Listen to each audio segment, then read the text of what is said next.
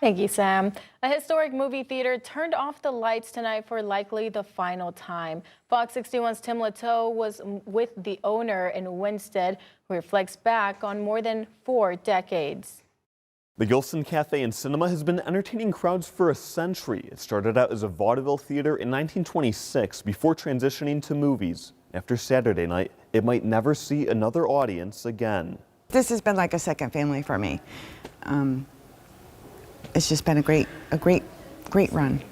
The tearjerker at the theater isn't any big hit. It's just that it's the last night of the Gilson Cafe Cinema. It's like a third child of mine that I built and helped created, and I'd like to see it through. Staff like Lacey Lizzie and Lori Nichols have put decades of effort into the century-old theater. For the last 41 years, it's been known as the Gilson, when former firefighter Alan Nero bought it and named it after a mentor. We were offering a different type of venue. You know, we had, again, we opened in 1986 with food and liquor, and it was unheard of back then. Nero was ahead of the times by offering a full dining experience.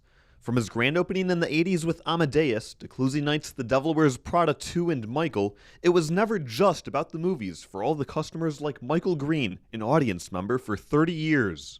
Brings the town together, everybody comes to a beautiful theater, you know, you appreciate it more.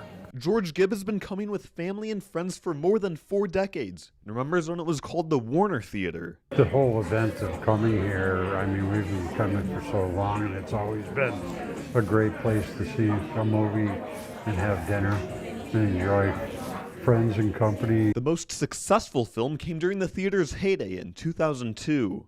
My Big Fat Greek Wedding.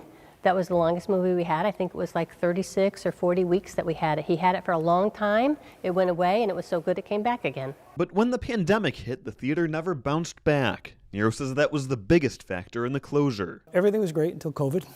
COVID pretty much took us down.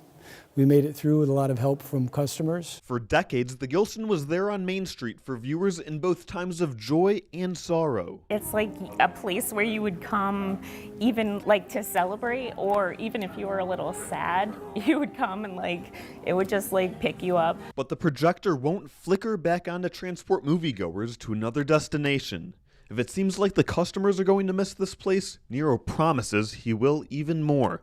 But he says this is where the film has to end. I find it as hard to leave this as my customers are finding me to close it. But again, it's just being the age I've become, on which we can't stop.